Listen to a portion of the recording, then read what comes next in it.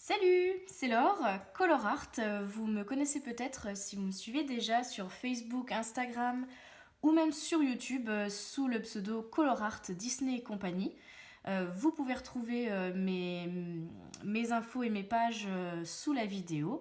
Je suis super contente aujourd'hui de faire cette masterclass avec vous en collaboration avec Pegasus Coloring Book, qui est la maison d'édition qui a publié très récemment ce magnifique ouvrage de Tiny Stealth qui s'appelle Créatures légendaires. Donc vous pouvez le retrouver sur Amazon ou en passant directement par les liens de Pegasus que vous trouverez sous la vidéo. Et donc voilà, ce livre vient de sortir, il est très beau avec de très belles illustrations, un très beau papier. Vraiment vous pouvez y aller sans souci. Et puis le monde des créatures légendaires est splendide, on a de superbes dessins, bien détaillés, bien fournis. Il y en a certains que j'aime beaucoup, notamment le dernier, je vais vous le faire voir. Hop. Voilà, j'aime beaucoup celui-là. Alors aujourd'hui, pour faire le tuto de la masterclass, on va travailler avec ce coloriage-là.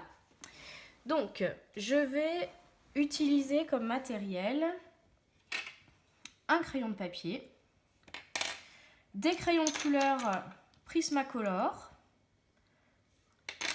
Vous retrouverez tout ça en lien sous la vidéo, vous les trouvez sur Amazon sans souci.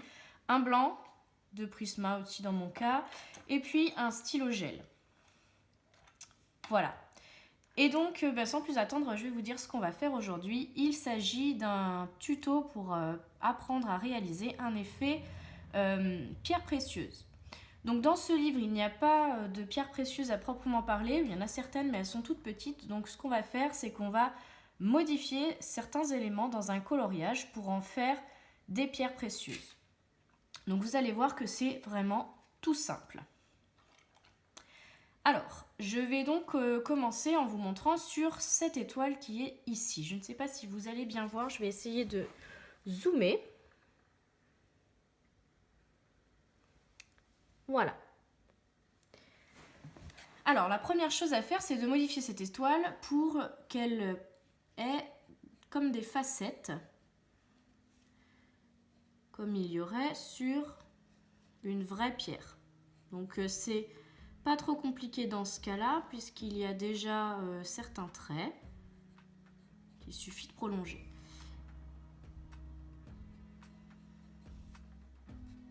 Voilà.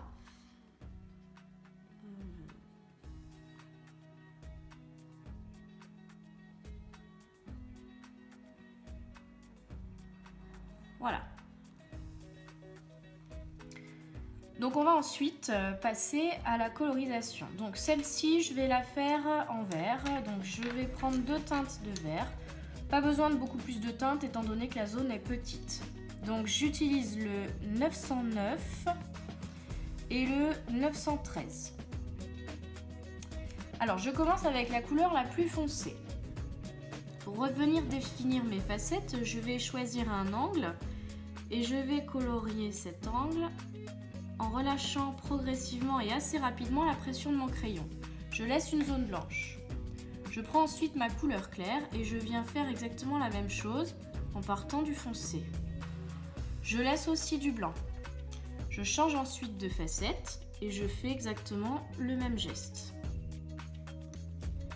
Foncé, puis clair. Je laisse du blanc toujours. Et à chaque fois, je ne fais pas partir le foncé depuis le même bord que la facette d'à côté. Ce que je veux dire, c'est que là, le foncé se trouve au milieu. Sur la facette qui est ici, je ne vais pas faire démarrer le foncé du même endroit parce que je veux avoir cette impression de relief sur la pierre. Donc là, je vais faire comme ça.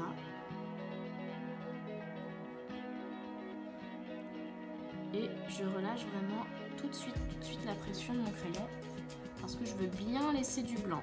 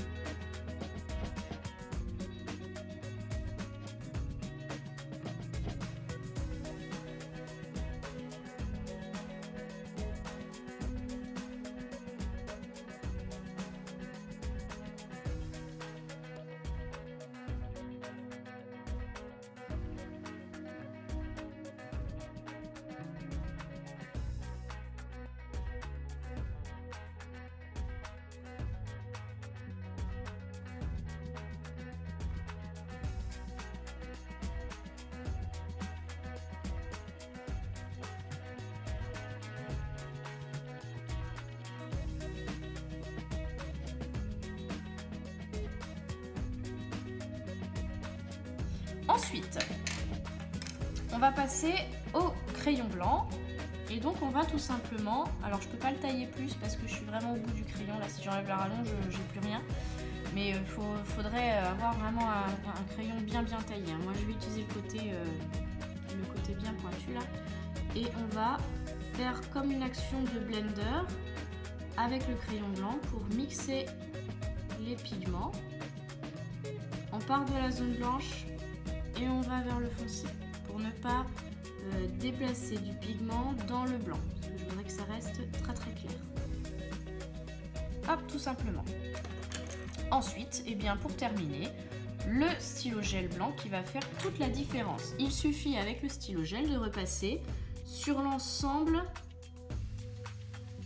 des traits. Et vous allez voir que ça va donner la lumière à la pierre. Tac.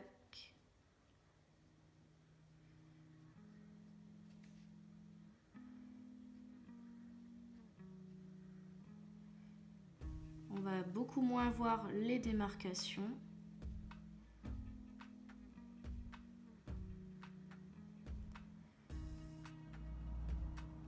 Voilà.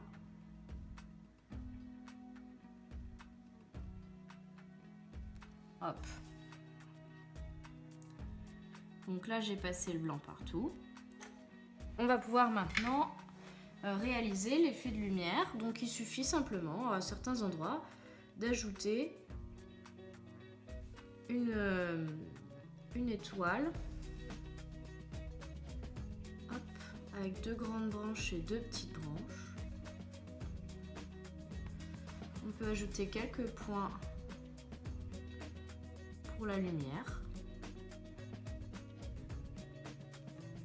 Et voilà, vous avez une étoile, pierre précieuse. Alors j'ai décidé de vous montrer également sur un autre coloriage ce qu'on pouvait faire pour transformer un petit peu un élément en élément pierre précieuse. Et donc j'ai pris ce colo que j'ai déjà commencé. En réalité, il ne reste effectivement plus que l'œuf à faire pour qu'il soit terminé. Et j'ai donc décidé de faire cet œuf en pierre précieuse. Donc je vais vous montrer à nouveau comment transformer un élément pour en faire une pierre. Donc, au niveau du matériel, on ne change pas par rapport à tout à l'heure. Un crayon de papier, 2 teintes ici pour colorier ma pierre, mon blanc et le stylo gel.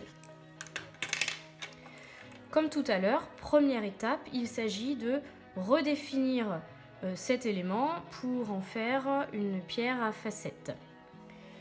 Donc ça va pas être évident parce que là c'est des courbes, mais on va bien y arriver.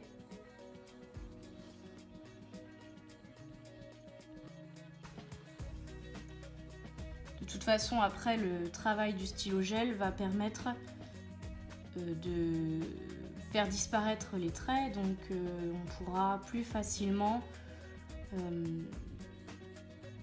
les rendre droits. Hop, comme ça. L'élément qui me gêne le plus en réalité, c'est celui-ci parce qu'il est vraiment sur le centre.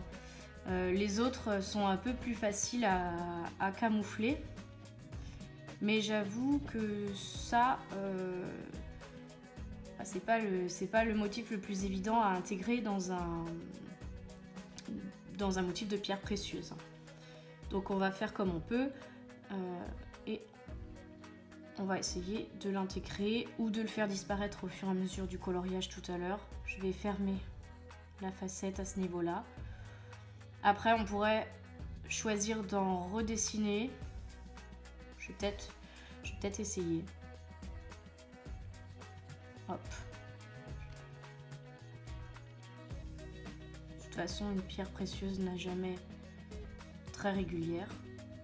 On va faire comme ça. On va l'intégrer finalement au lieu d'essayer de le faire disparaître.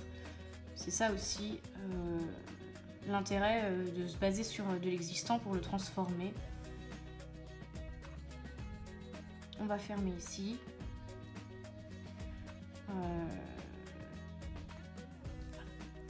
Alors ensuite, c'est bien comme tout à l'heure, je prends ma couleur la plus foncée pour venir colorier mes facettes. Donc, j'applique la couleur en relevant la pression.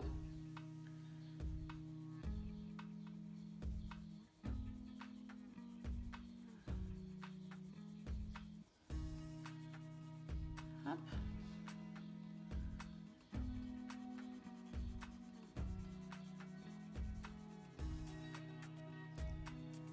De manière aléatoire.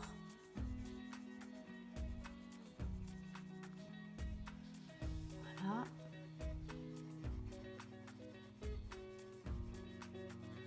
Alors c'est beaucoup plus facile de réaliser cet effet sur un motif qui ressemble déjà à une pierre. Hein. Effectivement là c'est pas le plus simple que je suis en train de vous montrer, mais c'est ça aussi qui est intéressant des fois, c'est de pouvoir transformer des choses pour les détourner et en faire ce qu'on veut. Donc là ce qui pourrait être un simple œuf, peut-être dans cet univers féerique, un œuf de dragon ou quelque chose un peu fantastique, d'en faire finalement tout autre chose pour modifier le coloriage complètement. Ça peut être très sympa.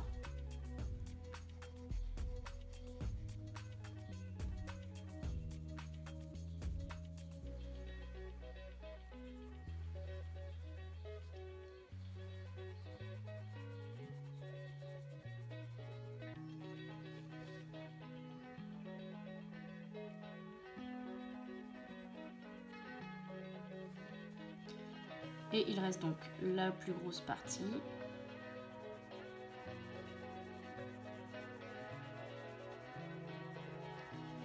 Et voici. Donc la première couleur est posée. Je vais donc maintenant poser la deuxième qui est une teinte plus claire. Alors je vous avais pardonné les couleurs, hein, mais c'est 912 vert pomme pour le foncé. Et là 913 vert printemps pour le plus clair. Donc je repasse en appuyant de moins en moins et en laissant du blanc sur les bords.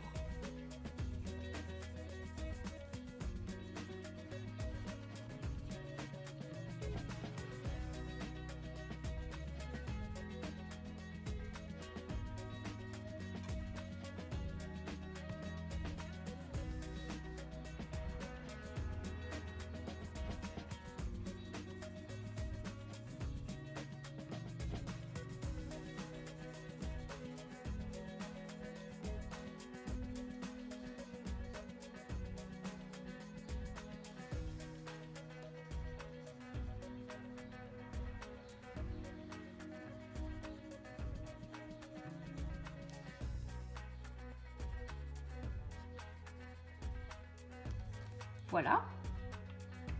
Alors c'est assez rapide comme vous pouvez le constater. Il nous reste donc, comme tout à l'heure, à placer le blanc pour effacer les traits.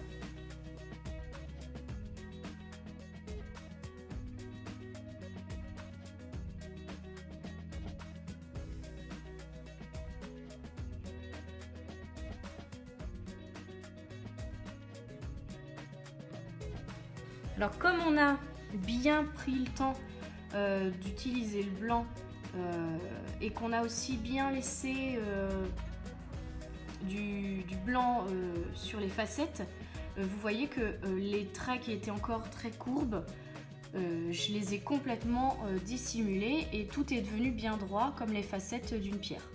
Donc là j'ai quasiment terminé, il me reste à placer les effets de lumière comme je vous ai montré. Donc on peut faire quelques petits points.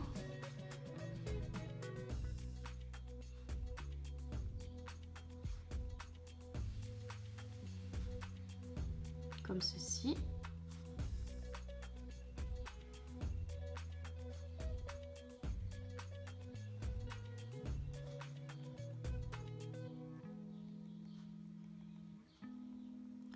Toujours dans la partie la plus claire. Et ne pas s'arrêter brusquement, mais les continuer un peu vers la partie foncée. ne pas non plus trop les ranger. Il faut vraiment essayer de faire quelque chose d'éclaté. Voilà. Et puis donc on peut finir avec, comme sur l'autre effet, une étoile ou deux par-ci par-là. Alors j'espère que ça vous aura plu. J'ai été très contente de faire cette collaboration avec Pegasus Coloring Book. Merci beaucoup à eux.